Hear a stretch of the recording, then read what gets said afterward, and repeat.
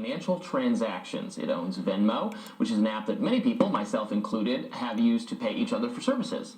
The company effectively creates a digital wallet where you can store money like in a bank account and use it to complete financial transactions. Peter Thiel and Elon Musk, billionaire entrepreneur, the importance of free speech and civil liberties, well, both of them have been involved in the company at various stages. All right, a few days ago, PayPal rolled out an updated user agreement. That agreement prohibits the sending, posting, or publication of any messages, content, or materials that present a risk to user safety or well-being or contain misinformation. The policy notes that what counts as misinformation is at PayPal's sole discretion, and the penalty for violating this policy is a withdrawal of $2,500 from the offending user's account. Now, many people don't keep that much money in their account, but some do, and the new policy says that PayPal can deduct $2,500 from your account per infraction. So someone who spreads quite a bit of so-called misinformation could stand to lose a great deal of money. This is obviously incredibly worrying. For one thing, efforts to police misinformation have been prone to significant error and significant overreach. Governments, media organizations, and tech platforms have all made serious attempts to limit the spread of misinformation by cracking down on speech that they thought was wrong or dangerous. But time and time again, these measures have resulted in censorship of legitimate discourse. Facebook, for instance, took great pains to prevent users from theorizing that COVID-19 emerged from a lab. Twitter faced pressure from the Biden administration to purge accounts that criticized the mainstream consensus on vaccines, masks, and other subjects. YouTube's policies prohibited content creators from spreading so-called COVID misinformation, including the statement, masks don't work, and COVID is no more dangerous than the flu. Now, some of those statements have more validity than others, in my opinion, but none of them are considered outside the bounds of acceptable conversation any longer, because things have changed. That which the misinformation gatekeepers termed misinformation is now just information, which makes you question the wisdom of punishing people for spreading it. And the government's so-called misinformation experts have performed no better than media organizations or social media platforms. Remember Nina Jankowicz, who was chosen as director of the Department of Homeland Security's Disinformation Governance Board? Well, Jankowicz was given the job of policing disinformation at the highest levels of elite law enforcement and national intelligence, and yet she was someone who had wrongly flagged the New York Post Hunter Biden laptop story as Russian disinformation. It wasn't. We all know that. Today, we know the laptop was real, so was the story. Okay, so back to PayPal. So there is some good news here. The company has said in a statement that the update was a mistake. Quote, an AUP notice recently went out in error that included incorrect information, a PayPal spokesperson told Fox Business. PayPal is not fining people for misinformation, and this language was never intended to be inserted in our policy, end quote. So you can take that for what it's worth. Maybe the update was a genuine error, or maybe PayPal simply received so much criticism over the last few days that they're changing course. But, this is an important but, as Eugene Volokh, a law professor and one of my colleagues at Reason Magazine, he points out that PayPal does still have a policy, was already on the books, and states that you may not use the PayPal service for activities that relate to the promotion of hate, violence, racial or other forms of intolerance that is discriminatory, or the financial exploitation of a crime. Now, violating that policy can also result loss of $2,500. Volokh warns that sharply criticizing religion or government officials maybe, well, that could be construed as the promotion of hate and could theoretically violate that policy. Sounds like a good reason to think twice about using PayPal, writes Volokh. I've just withdrawn the $1,000 I have in my PayPal account, and I'm starting the process of disentangling myself from the service to the extent possible. That sounds like a good plan to me. So I don't know, what do you think about this, Alimi? Pretty crazy, right? Yeah. But this is not being adjudicated in a court of law, and this is just a company. So if you've given them this money, I mean, it's your money. They're saying they're just going to deduct. Now they're saying they're not doing the misinformation thing. Yeah. But if you read the fine print, there are other grounds for because what we term hate. Yeah. You know. Listen, I understand we are in a time of misinformation on both sides. I think there's misinformation all around. No one reads anything. A lot of clickbait, a lot of headlines. I think that goes true all around the internet. But you know, I'm against any boards, anybody trying to be the gatekeeper or the deciding factor on who Right. censors it or who figures out what is misinformation or what isn't. Also, information evolves. So when you decide it might be, it might not, the same reason. So I'm actually on your side with that general reasoning. Plus, I'm just always wary of anything that seems like it's going to take us into Big Brother territory. But I don't get this in particular because am I misunderstanding how PayPal works? Like PayPal's not a social app where we're spreading information. Like how does it work? Or is it intended to apply against companies? Is it like if companies or organizations have a PayPal account and they do something on their separate platforms, will they be punished? How is it working? Because I guess that's what I want to know. So that's a great question. What I gather from it is that they intended to, and again, they've said they're not doing the misinformation thing, that was a mistake. But what I would have suspected that to kind of you get in trouble with that if you were Venmoing or something, or using financial transactions on PayPal to like an organization that is promoting something that is deemed misinformation like on that? COVID, like some kind of if you're using anti-vax money, organization, probably. So that's probably a no for me. Yeah. That's going to be a no for me on either way, right? So if you call out school shooting hoaxes, that they're hoaxes, and just point out the obvious so that people would wake up and take a look rather than just believe what they're seeing on their TV screen, computer screen, then that would be considered misinformation. If you're pointing out and doing videos on the clouds, what humans call clouds, and you point out that the mineral streets are dumping this shit all over our heads, and that it has it's what influences all weather, they would call that disinformation. Even though the United Nations can write papers on geoengineering, the CIA can come out and put out their bullshit stories about chemtrails, and even though YouTube and other places like Facebook and other internet websites and stuff, they can put down Encyclopedia Britannica says this guy's really talking about this, and he doesn't know what he's talking about, and here's what the truth is. What he's giving you is misinformation, even though you can see it with your own eyes, even though what I'm showing you, you can all go and do and look at for yourselves. Doesn't appear that anybody's doing that yet. It's very frustrating. And I'm hoping that you do, because anybody can do this. Doesn't cost anything to go look around. And the benefits to it are going to be humongous when everyone wakes up, because you won't have to believe anyone's lies anymore. You can just go look for yourselves, and you'll see the truth about everything, and you won't have to listen to their bullshit anymore. But until then I'm going to be labeled as misinformation also, and then my videos get shut down, and the things that I'm showing you are real, true, actual, and you can prove them. You can see them for yourselves. But yet the word is not getting out there. And it's definitely not happening fast enough. If I still only have 1 or 2 people that are watching my videos after 5-6 years, and I don't, so, I mean, it's kind of ridiculous. And the idea that I'm trying to push through now is that I don't really need anyone to share my videos or to make, what are those things called? Those playlists. And you don't have to make playlists either, because when they shut my channel down, then the videos are all gone. And if they want to delete videos, they'll be all gone. So it's better to remaster videos just like I'm doing here.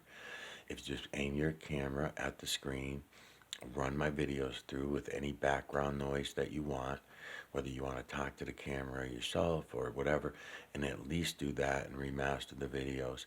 And then the videos will be out there. And while you're looking yourself and while you're learning the system, then at least that would be happening. Because right now what's happening is all my other channels that I've had over the years have all disappeared. They've totally shut them down. I have 3 of them right now that are still standing, but barely. Every time I make videos, it seems like I'm getting shut down every week now. So if you're locked down twice in 90-day period, then you really can't go back on, because even if they allow you back on within that 90 days, it's not worth taking a chance, because then they'd lock you out of your channel altogether for, like, I don't know how long, whatever it is, several months. it might be 90 days for that too. So the whole thing is really fucky. But I'm going to keep on trying. I'm going to make this series to you, and then hopefully you'll be the ones to wake up and go and look. But misinformation, stuff like that, be careful. Hey, listen, you know what my feelings are on the other side of the aisle, the belief systems. Yeah, but I still believe people have the right to think what they want, engage in that, support what organizations they want, barring it's not something like the Klan. Well, there's just kind of a presumption that that's not, like, a company like this stays in its lane. Right. This is a financial transaction company. Like, yeah, if you commit a financial crime, I guess you're going to get thrown off the platform. But they're not. It is increasingly, though, these large tech companies are trying to do. We've seen this with with DuckDuckGo, with GoFundMe, with other the kinds of reaching into we don't actually approve of this kind of financial activity, so we don't. And look, they can do that, but they should. They first of all, they need to be upfront. I think they need to be upfront. Like, look, this is a platform. This is a service only for, I guess, liberals or something who. Yeah. I mean, that's the thing. It seems like they're being deliberately vague around this. I can only imagine in my mind if they have this policy in place. I don't think there's anything wrong with a policy that says you're not allowed to engage in hate and crimes and discrimination and things that are just universally. We have pretty much those rules anywhere and anything that you agree to. I don't think that's a problem. Fining people is a different conversation. Stealing $2,500 from me is a cause to fight. Right, it's your money. Right. that you would have, under this policy, I guess, foolishly just let. No, we have to fight. No, we have to fight. If you take $2,500 from me, we have to fight, regardless. And because I think, and also, how much is intention being incorporated into this? Because you can spread misinformation by mistake. You tweet out the wrong thing. You say, oh no, I didn't. You correct this. You change this. But a $2,500 hit, which is why it led me to believe maybe this is about going after organizations, which I think that is a little bit different. And it's just changed so many. You used to be. You were not allowed to say under various social media policies. You couldn't say the vaccines don't stop the spread of COVID. And now we all know that's essentially true. It stops you from getting very ill, but it's not the vaccines are not really holding back cases. That's not a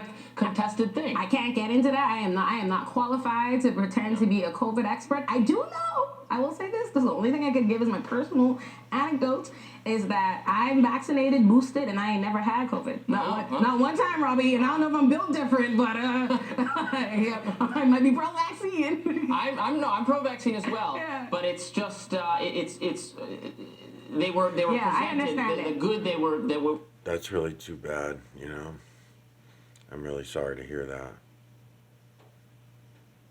That's a shame. Yeah. What you said they were doing, not you specifically, what the experts said. No, I get it.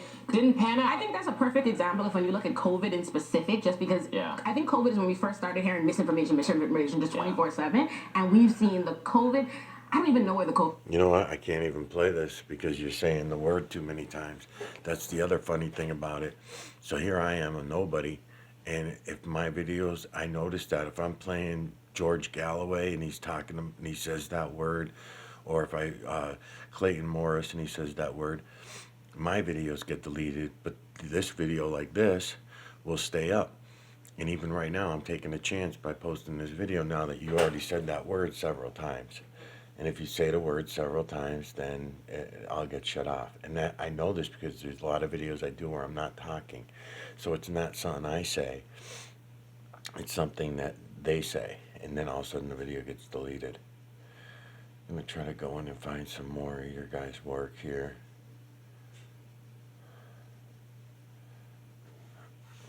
Let's see. Well, Kanye. Yeah, Kanye.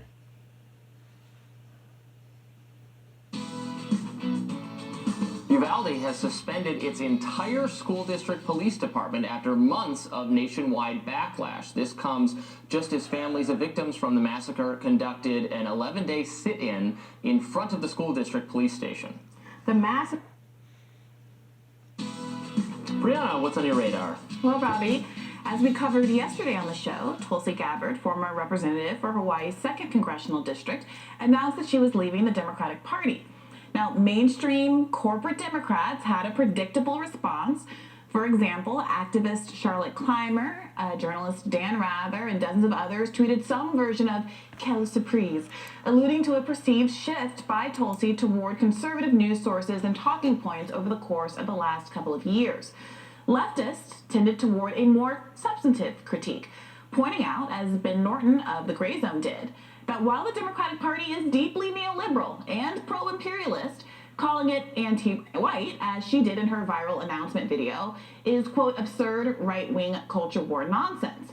But Norton's most important point, and the one I want to focus on, is his next one. The problem isn't that Gabbard is wrong about the Democratic Party. It is imperialist. It is corrupt. However, the problem is that without a similarly robust critique of the neoliberal corporate Wall Street Republicans, she's simply co-opting a genuine anti-war concern to sheepdog genuinely anti-war voters toward a party that has no intention of, well, stopping endless wars. This is a disappointing turn. Like most leftists, I was introduced to Tulsi when she courageously resigned as vice chair of the DNC to support. I'm so glad to hear you say this. I'm so glad to hear you doing this video. I hope it keeps going the way that it's going now. I like this girl, Brianna. Bernie Sanders, citing her experience as a military veteran and the fact that she wanted the United States to avoid interventionist wars of regime change. Take a listen. The American people are faced with a very clear choice. We can elect a president who will lead us into more interventionist wars of regime change, or we can elect a president who will usher in a new era of peace and prosperity. It's with this clear choice in mind that I'm resigning as vice chair of the DNC so that I can strongly support Bernie Sanders as the Democratic nominee for President of the United States. But her anti-war stance rings somewhat hollow when she reserves no criticism for the war hawks in the Republican Party, too. For example, in May, after Congress passed $40 billion in aid for Ukraine, Gabbard tweeted her concern that, as Americans struggled with rising gas prices and inflation, Washington rushed to fund yet another endless war, a fair criticism in my book, and one which we've raised repeatedly on this show. But the overwhelming majority of Republicans in the House, all but 57 of them, voted for the $40 billion in Ukraine aid, and only 11 Republican senators out of 50, of course, voted against it. Certainly more Republicans than Democrats voted for the funding, including independent senator from Vermont, Bernie Sanders, who has been oddly silent on the escalations in the region and calls for peace from the left. Still, it's important to recognize that the, quote, permanent Washington establishment, as she describes it, is a dangerous bird that needs two wings to fly.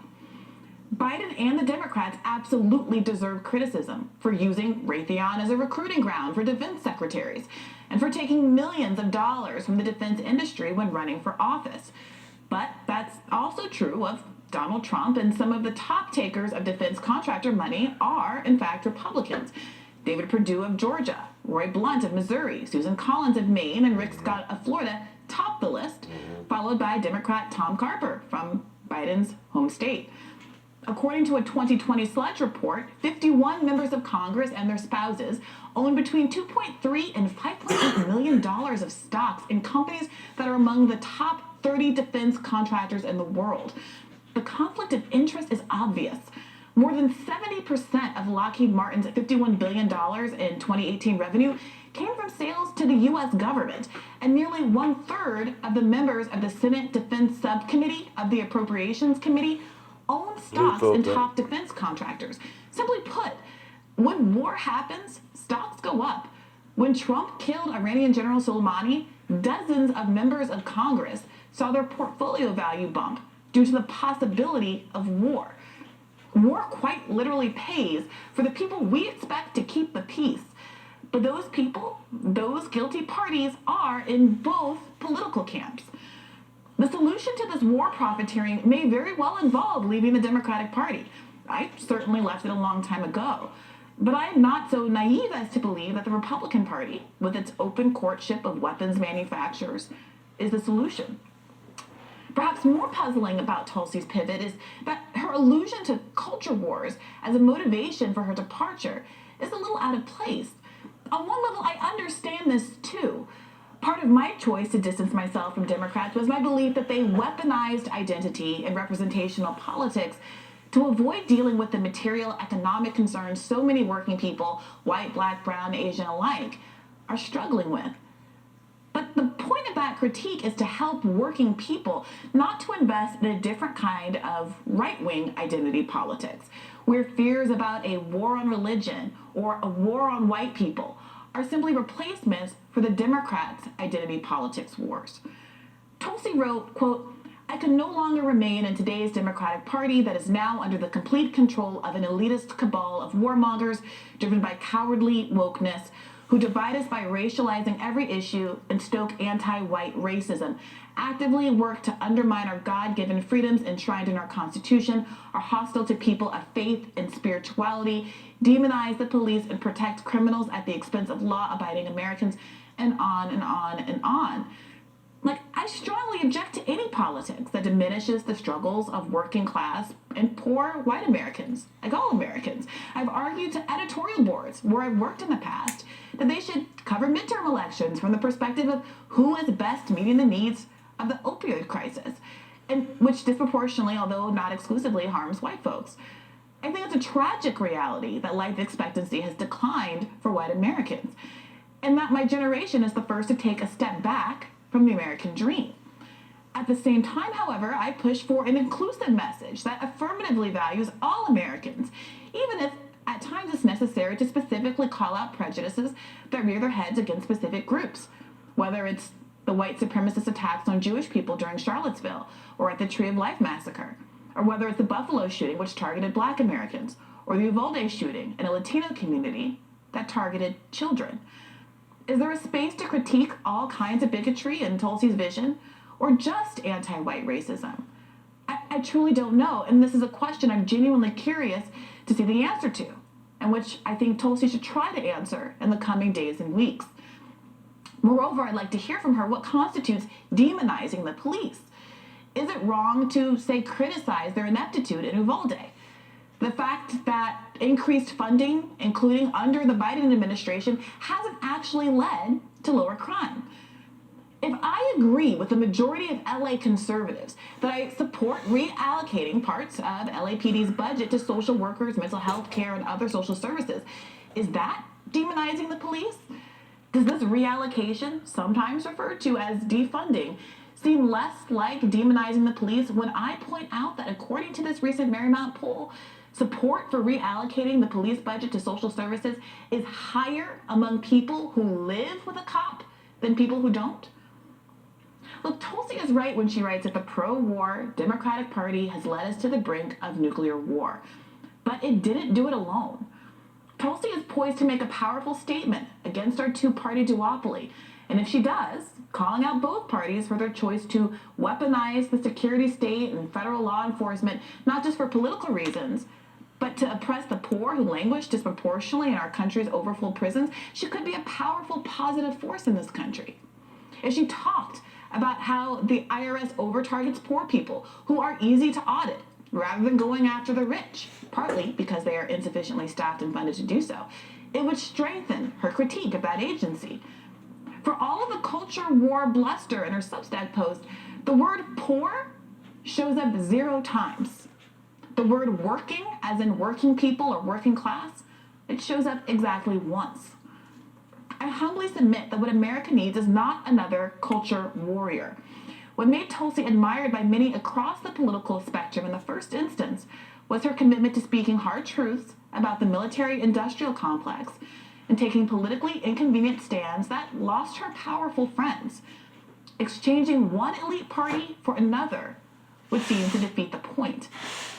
As one leftist YouTuber wrote, leaving the Dems for the GOP is like leaving Cherry Coke for Classic Coke. Are we looking for something substantively different, or just a new flavor of gas? Bernie, the guy Tulsi once gave up her DNC position for, is too quiet on Ukraine, but he hasn't stopped foregrounding the needs of working people, catching flack from the establishment after he criticized the Democrats for focusing so much of their midterm advertising on abortion to the exclusion of economic issues that polls show majorities still prioritize. Will Tulsi champion working people in that way? Will she foreground talk of a minimum wage, a wealth tax, health care for all policies she once backed as a Bernie delegate? The Leverage just reported that 12 years after the ACA, big insurers are getting most of their money from the government and have jacked up prices by nearly 24%.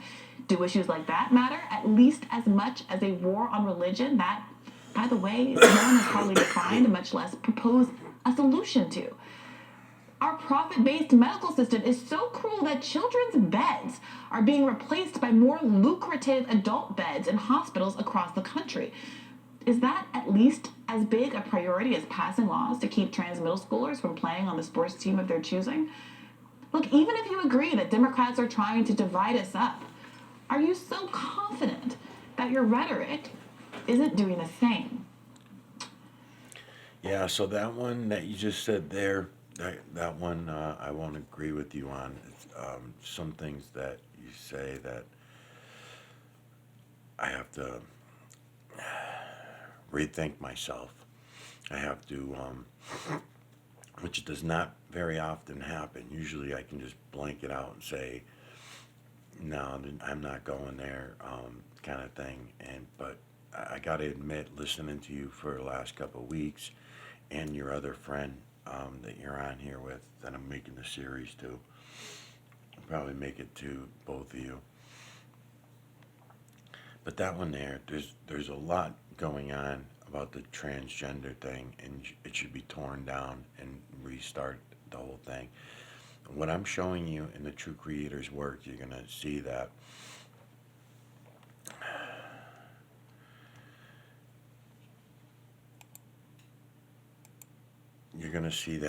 everything is feline, canine, rodent, ape, human, and beast that the True Creator builds. All these faces that I'm showing you, it's faces only. And what you're gonna see is that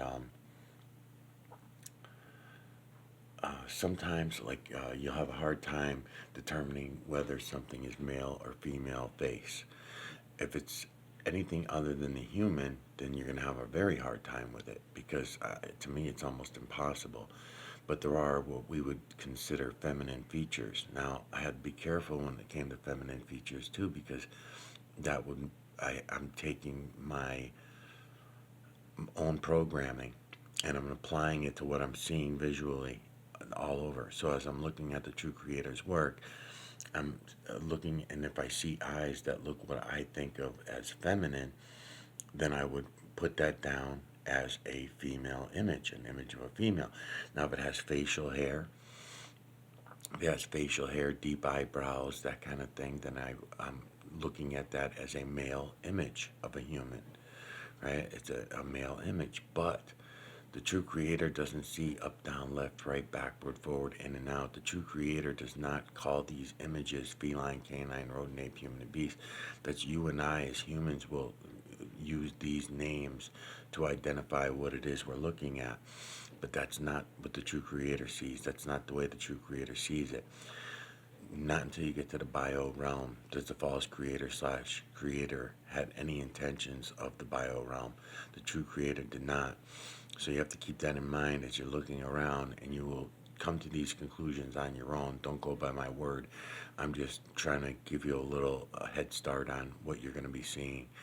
And you can certainly come back with any other interpretations that you want to try to bring in.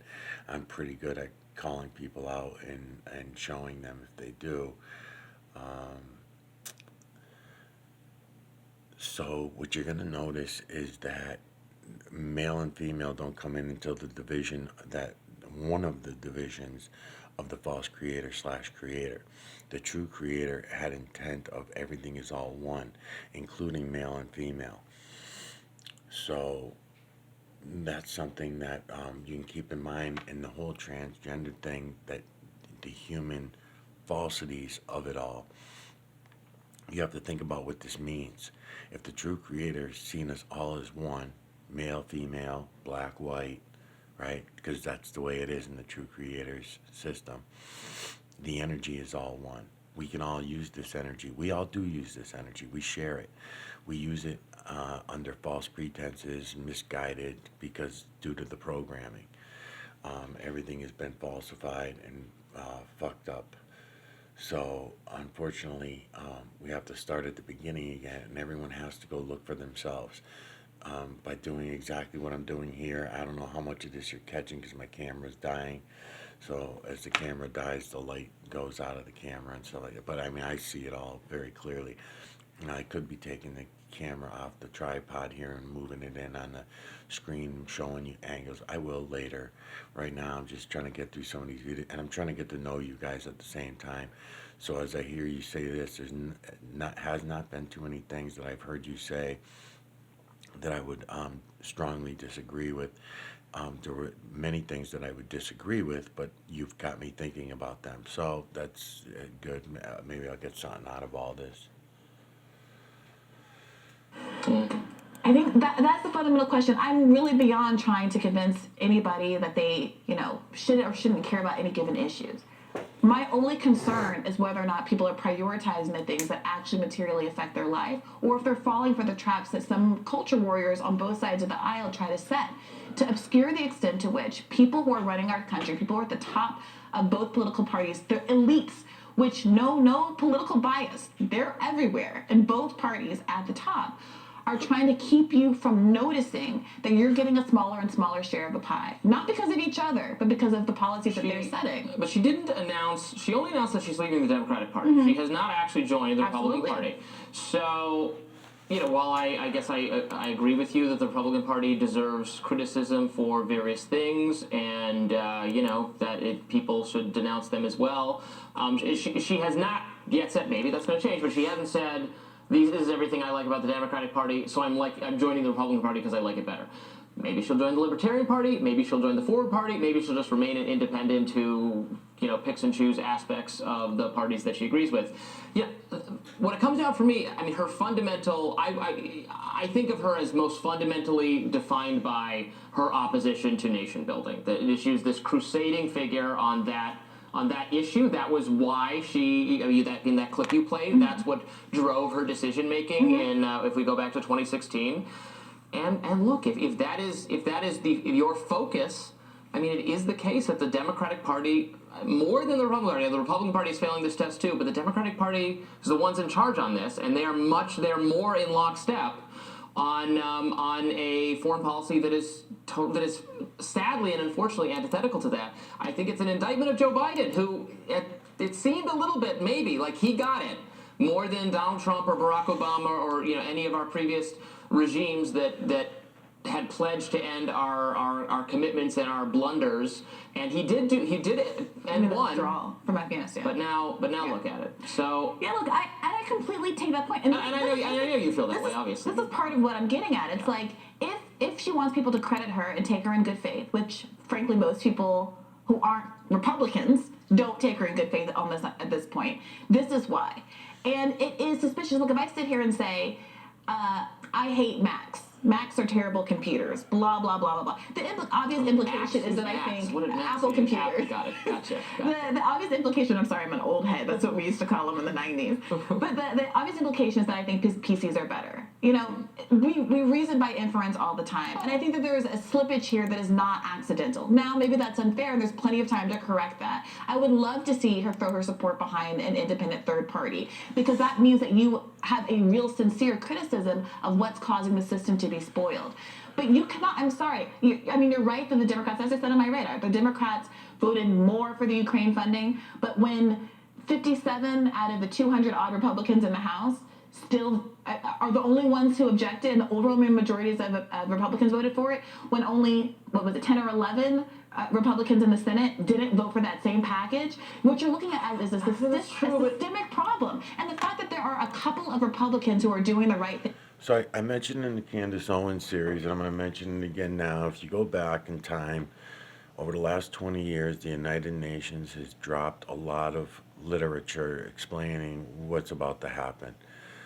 There have been a lot of books written. You guys like reading books. As much as I'm against books, television, videos, and all this kind of shit, obviously I'm using the system against itself right now as I'm making these videos, right? So who am I to say? But in your books, they told you ahead of time what was going down. the United States was going to make it 250 to 300 years or so, and then there was going to be a 50-year period of takedown, and we were going to be taken down from within. That was the story. There have been other stories, and the United Nations is the best one. I'm sure you've heard of these things, but you were calling them conspiracy theories, and that's what the United Nations will admit to as well, as they'll call them conspiracy theories. But if you look at their agendas, and there have been many of them, there have been about, over the last 40, 50 years, many of them. When was the United Nations only started, I think, 30 years ago, 40 years ago or something, but it was here already under other names. These European Union type deals in the United Nations, they were already here. They put everything under new names when they want to pull the wool over our eyes, I guess, or whatever. If you go look at those agendas, everything that's happening now, very quickly, it seems, because no one's paying attention, because everyone's strayed away from those things. We were told that only crazy people even believed it, even though everything was happening and we could see it with our own eyes. Everything from what they call geoengineering, I call mineral streets. What they call smart cities, I'll go along with that. But they've made smart cities out of every small town across the United States. The takedown from within has been going on for longer than the United Nations has even been developed. But you can see that all these things have already come to play. We were told, the same way when you look back in history and you see that when the plagues were brought in, who was being murdered due to these plagues, right? The witch burnings and the witch trials and all that kind of shit, that could have just been, at that time,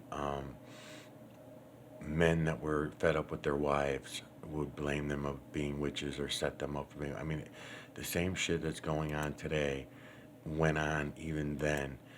So yeah, today they call them different names. The viruses are a little bit different. They, again, have science and medicine nowadays. They had it then. They just didn't allow the masses to know the secrets, right? Just like the same thing they're doing now. So, they're doing all this testing in all these labs and with all these viruses and stuff all over the earth, all over the fucking earth. They're doing these in the name of science and all this kind of shit. Bullshit. They knew exactly what they're doing, and they told us about it. They told us ahead of time. So for everyone to act surprised because you went along with what they call straw man ideas, that the people that were really wearing the tinfoil hats and talking crazy. I don't even want to say their names because I'm sure you know them, and some of them are bigger on one side of the fence. They might go along with certain religions, certain space programs, all that kind of stuff. Then there's ones on the other side that go along and think that exact opposite in most cases information, and they all believe in that, and everybody's divided in every which way. So what I am showing you guys is for everyone. We can all see it. It's above all of our heads. It's not a secret. It's not magic. It's not religious. It's not scientific. It's just reality. It's just fucking reality, and you gotta all go look. Because if no one's looking, then we're gonna miss it, and it's a lot better than what we're dealing with now. I tell you that much. Thing on this one issue cannot be used as a salve for the Republican Party any more than Bernie Sanders or a couple of squad members being halfway decent on some things is a reason to forgive the Democratic Party for all of My this. sense is there is more genuine opposition to continuing to fund the Ukraine effort in conservative media more broadly, in sort of conservative politics.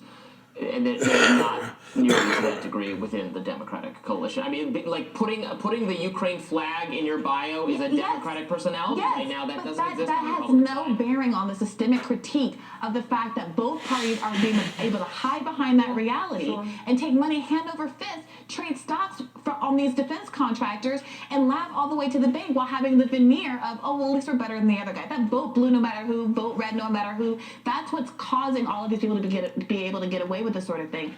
Well, it was already written in these United Nations documents. You can go to Agenda 21, Agenda 23, Agenda 30, Agenda 2033, Agenda 2035. They're all out there, and they've been out there. They leak them out, and then they pull them back and say, "Oh no, that wasn't from us," and that kind of thing. They just play the fucking game. But it is put out there. So, like, if you go on Alex Jones' show, right, Infowars, and I don't recommend you watch anything if you ever have, but if you have, I had in the past watched this show for probably about a year.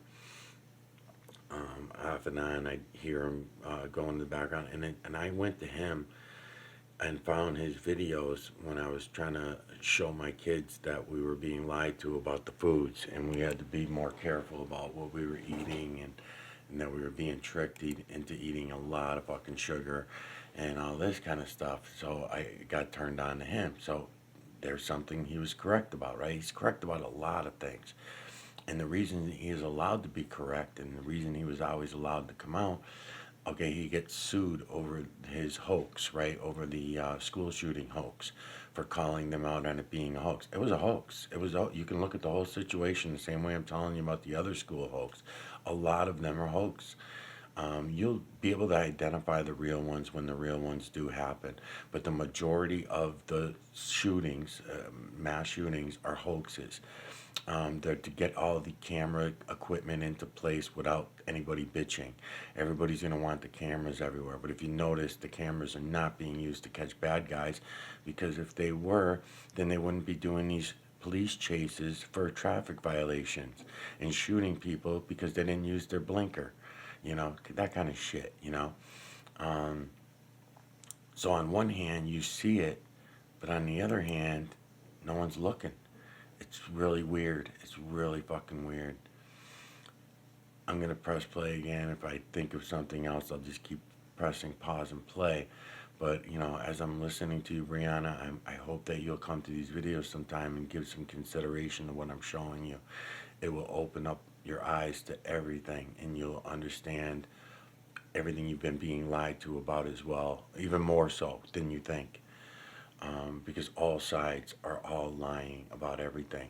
So if you go and look at the true creator's work, you see the builders, you see the true creator, you understand the false creator/creator, you get to see it all and understand it. It won't take you that long, I don't think. And then we'll have somewhere good to go at all. Let's see the real scandal. Let's see what this one's about. All right, Brianna, inquiring minds want to know, what is on your radar? Well, affirmative action is in the news again, with yesterday's announcement that the Supreme Court has agreed to weigh in on whether race-conscious admissions at Harvard and the University of North Carolina are constitutional. Plaintiffs argue that Asian American students are unfairly hurt by current affirmative action policies, and they're not wrong. Under a race-blind metric, it's estimated that Harvard would be about 40% Asian rather than 20%. And it's clear that high-achieving Asian American students are disadvantaged by a number of metrics. For one, a preference for geographical diversity hurts Asian American students who disproportionately hail from the coasts. A Californian of Asian descent has to compete against all the other Californians of Asian descent, while the Asian American from Manhattan, Kansas is in a field of his own. Asian American students are also disfavored when it comes to their letters of recommendation. Despite performing better than white students academically on average, Asian American students score slightly lower than white students by this metric. Moreover, 43% of white Harvard students are either legacy admits, kids from families who donated money to the school, or athletes, groups among which Asian Americans are also underrepresented. And to be clear, what drives legacy admissions is not merit, it's money. Colleges need alumni to keep filling the endowment coffers and legacy admissions by recurring donation checks. And here's the rub. While plaintiffs in this affirmative action case claim to be invested in equality for Asian American students, they take no issue with these metrics: legacy admissions, athletic admissions, recommendation letters, all of which unfairly advantage white students at Asian Americans' expense. No, the target is squarely on Black and brown students, who take up a relatively small sliver of admission space compared to the white 43%. Regardless of whether you believe diversity is a legitimate goal, and I do, it's hard to argue that mommy or daddy went here is a legitimate metric to keep qualified students out. So, what's going on here? Why the focus on Black and brown students when Asian American students and deserving white students are really being boxed out by the glut of legacy admissions and athletes? Well, the folks who brought this lawsuit on behalf of Asian American students aren't operating in good faith. In fact, it was brought by Ed Bloom, an opportunistic, litigious white conservative on a personal crusade that has little to do with substantive equality goals. Asian American students have a legitimate claim, but Bloom's focus on Black and brown students, ignoring low-performing white students, betrays the fact that his interests are something other than equality. He's using Asian American students to change admission standards to further benefit white students like Abigail Fisher, the young plaintiff used by Bloom during his first failed anti-affirmative action crusade years ago. A woman whose basic test scores in SATs were revealed to be lower than the Black classmates whom she accused of getting an unfair leg up. But Bloom's bad faith aside, what is to be done about these caps on Asian admissions? I happen to think affirmative action is a well-intentioned attempt to put a Band-Aid on a bigger problem, and it's time to stop skirting the real issue. The problem we need to address is that colleges are too hierarchical, too competitive, and the stakes of getting in are just too damn high. Isn't it a red flag that just a few years ago, several B-list celebrities went to federal prison over a college admissions bribery scandal, one that notably exploited that athlete loophole? I mean, Felicity Huffman is worth an estimated $45 million, and that's without taking into account her movie star husband's wealth. Their kid certainly didn't risk living in the street, whether he got into BU or got bub kissed, so why commit fraud? Actress Lori Loughlin of Full House fame did 2 months in prison for her role in the college admission scam. Was she really worried that little Olivia Jade's life would be ruined if she didn't get into USC? The pressure to go to college is so enormous that 44 million Americans currently hold student debt at an average rate of $30,000 a pop. The debt is often issued at usurious interest rates of 7 or 8%, rates that far outstrip what homeowners can